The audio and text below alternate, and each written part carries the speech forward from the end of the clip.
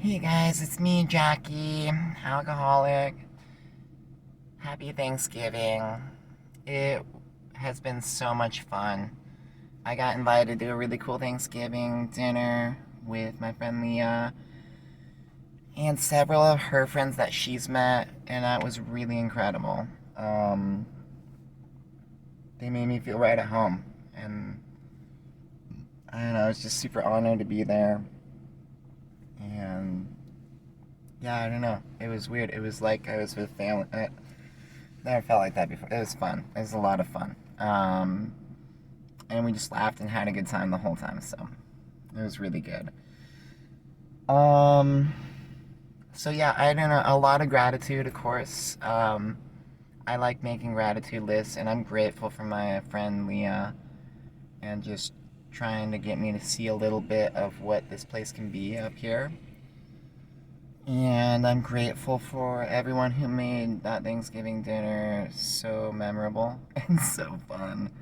And was just so welcoming.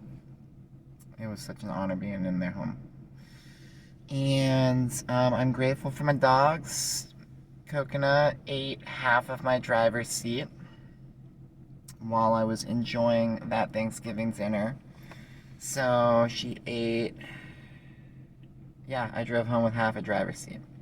Out of frustration, she ate it. So, but tonight I don't just want to talk about just the gratitude list because on my gratitude list, I am grateful for good sponsorship in this program.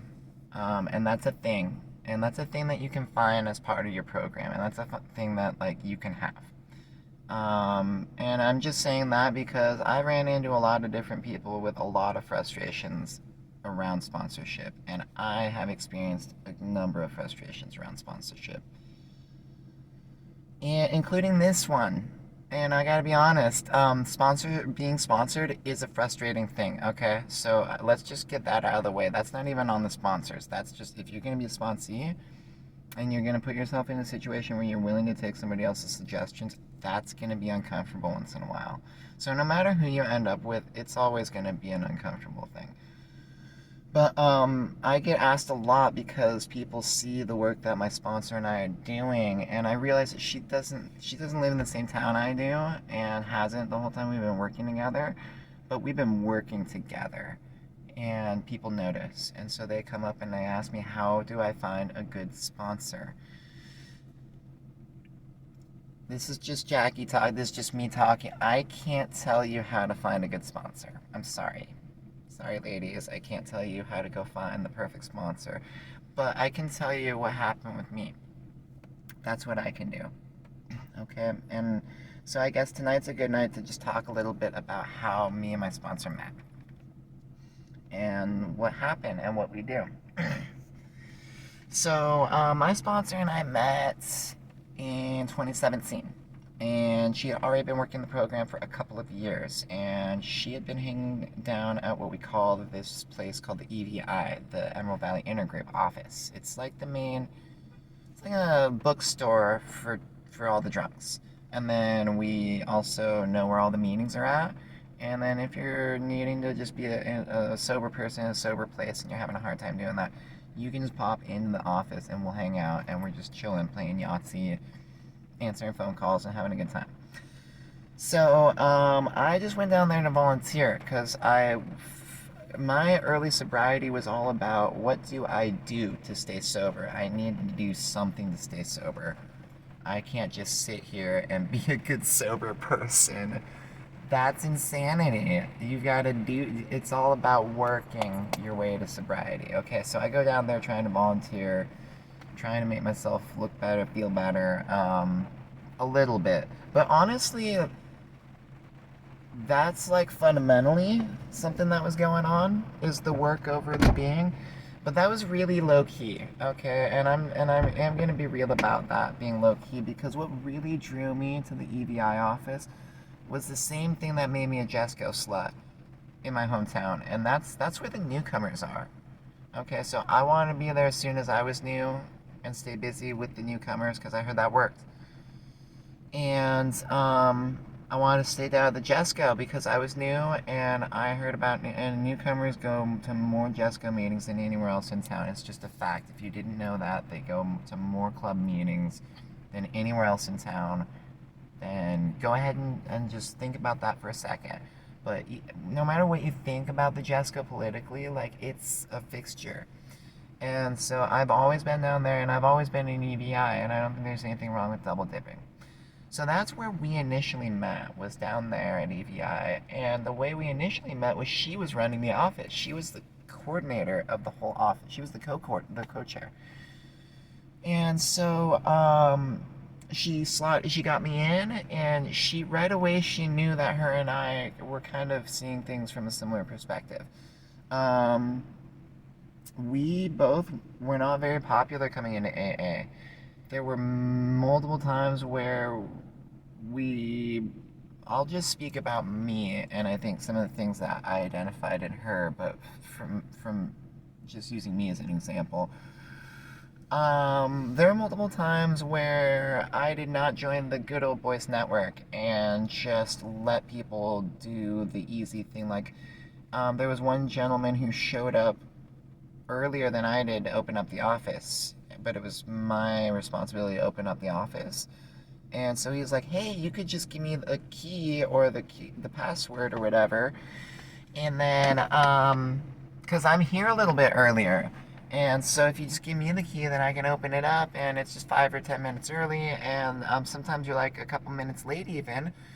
And I did not give him the key, and I was like, "Look, that's not gonna happen. I'm sorry, I'm not gonna give you like." And he got really it was interesting. It was interesting. I don't know how I felt about it, but we didn't really hang out much after that.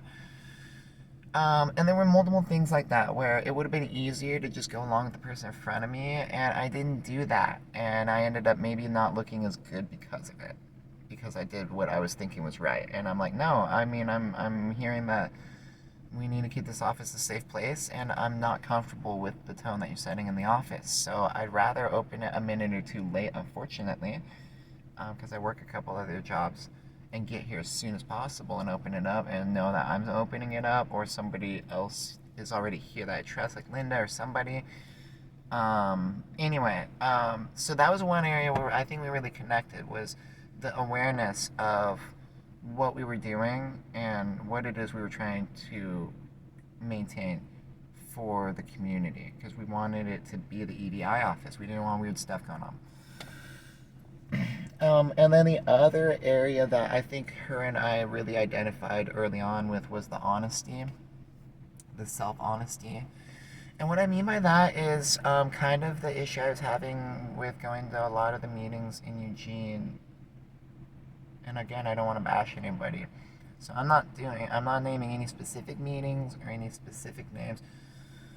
I just want to talk a minute about all the kinds of things I heard, and I was hearing things like meeting makers make it. I've only had to go to these meetings for 29 years, and I haven't had to work any steps or work with a sponsor.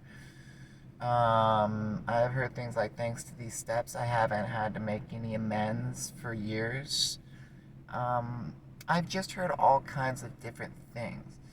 And I also, one of the most common things that I hear is, I know these steps are working for me in my life because my life is going great. When I was drinking, I had nothing. Now I've got a job, I've got a car, I've got a house, the kid is back, I've got a relationship is back, or the wife is back, the dog is back, this is back, everything, my health is back. And that's great, but I want to hear about how it's working for you when shit's not going well.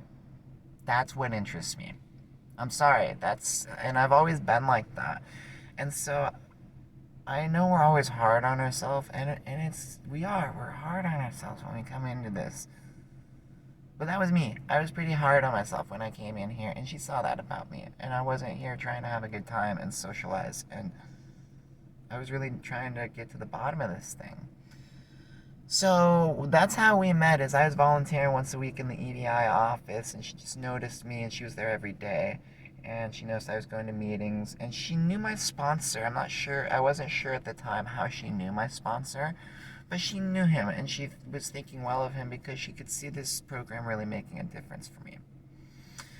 So it wasn't but a couple months of hanging out at the EBI office, and she talks to me, and we start being friendly, and she suggests to me that I be her co-chair, and so I accept, and they vote me in, and so we're running around, and it was crazy. We're managing this office of drunks, and I've got a job in real life in a call center. I won't say where, but I'm managing an office that's full of drunks that don't have a program, and that's my real job, and I'm volunteering at this other place, and it was a lot of fun. I learned so much, and it was really cool. And so that's where I really got to know my sponsor, and the things I've always admired about my sponsor is the honesty. Very, very honest with herself in her program, and the dedication. She's got, okay, this is one thing I pursue with my program, I think above a lot of things, and it's in the spiritual experience that I read. I'm pursuing a psychic change sufficient to overcome the urge to drink. That's what I'm pursuing.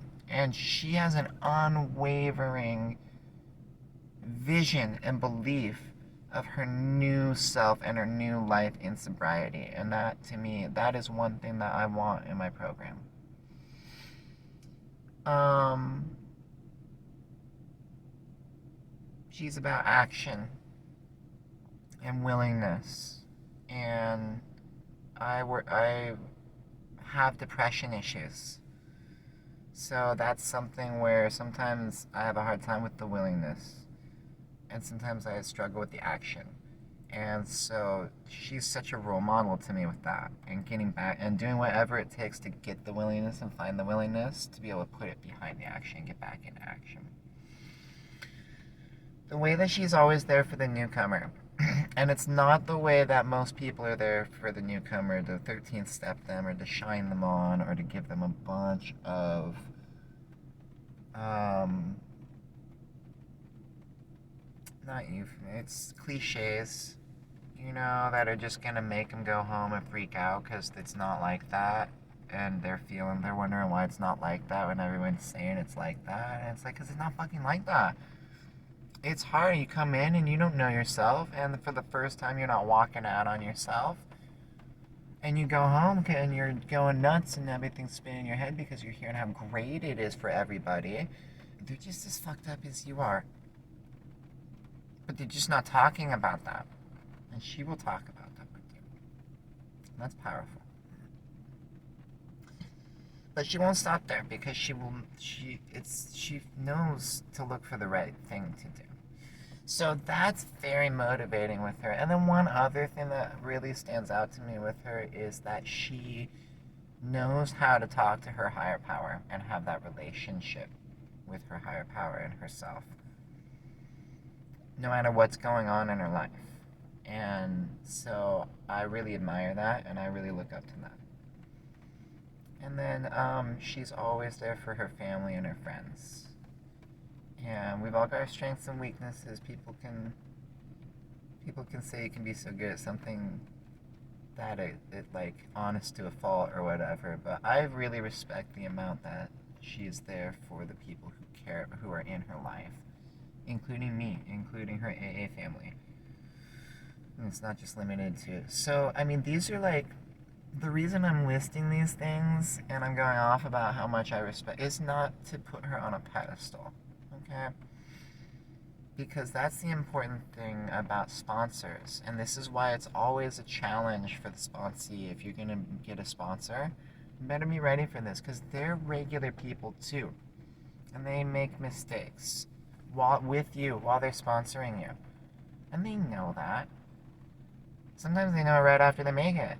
And you can't take it back, though. You can work on it from there, depending on if you're willing or not. And so that's the thing, is like she's willing, she knows me so well. She's willing to make the mistakes. And this is another thing, she's willing to say the hard thing. And that's so hard to do. So many sponsors would have babied me at that moment in Florence. And she didn't. She stepped out and she said the hard thing. She did not know how that was going to go. And neither did I. But we lived it, okay? And it was the right thing to do. So, the reason I list these things isn't just to brag about this amazing sponsor ad that's flawless. She's a person. I'm not gonna sit here and talk about her flaws. The reason I list those things that I see about her that I want to be more like is because if I was gonna say anything about finding a sponsor, that's what I would say is when you're looking for a sponsor, I looked for someone that I wanted their recovery. I wanted the recovery they had. I wanted the program that they had. I don't want to live the exact lifestyle. I don't want to live in the exact same house that my sponsor lives in. I don't want to do all the same thing, but I want the recovery she has and the psychic change that she's gone through. And I want that sober uh, feeling and mentality that she has. Okay, and so that's why I list those things, is because when I'm looking for a sponsor, I'm looking, what does Jackie wants? Okay, and it doesn't always make sense. Somebody said to me recently, the thing about having a sponsor is if you're going to go and have a sponsor, you need to ask yourself if you're willing to take suggestions, because that's all a sponsor is somebody who's going to give you suggestions. If you're willing to follow those suggestions, then a sponsor is going to be a useful thing. If you're not willing to follow suggestions, then no sponsor, no matter how good or bad they are, is going to help you at all. You got to be willing to follow the suggestions and put the willingness behind the action. It's a self-help program in as far as what am I doing for self. Okay, what am I willing to do? Am I willing to go to any lengths? So yeah, when I'm looking for a sponsor, and sometimes you might have to go to a couple different people, and sometimes a sponsor is just there temporarily to help you till you find a different person and you work with them better. And that's what I'm looking for, is what does Jackie want out of this sobriety thing? And that's why some of my older videos are like, I'm being real honest, and I'm sitting, and all my old journal entries are like, I'm sitting back and seeing what people have and if I want any of it. That's what I did. And after I sat around for a month and I didn't see any recovery that I wanted, I got my friend on the phone and I said, can you find me a sponsor because I can't find one? And she said, sure, I can find you one. What are you looking for in a sponsor? And I said, I want a lady with a badass program like yours. And she said, okay, I'll sponsor you. You're going to start doing this, this, and this. And I started doing it. And it doesn't always make sense at every point in the road when she gives me directions. And so she's not, some of the suggestions don't get followed, and that's okay. But the important ones do. All the step work is because we give each other in AA, we give each other so much specific advice about how to live, but it's just a matter of being able to get that young sobriety to survive long enough so that the miracle can actually work and you're alive. So in that, I mean, she told me to buy a motorhome and I ended up with a Jeep. That's an example. So not every single thing is followed, but when she tells me to journal, I journal every night. She told me, hey, maybe you should think about starting this YouTube thing. Here we are. So when it comes to the step work and getting real with this program and myself and higher power and the universe and being aware, um, willingness, okay, and looking at do I want what this person has? Do I like this? So I don't know. That's kind of, I'm just really grateful for good sponsorship in this program and good sponsorship in sobriety, um, because it's really changed everything for me. I couldn't have planned any of this. I mean, this is totally a higher power thing. And it all started because I was willing to step out and take someone else's suggestion and listen to someone else, and they were willing to say the hard thing when it mattered the most. So, and be honest. So thank you, and happy Thanksgiving, and I hope you all have a great holiday.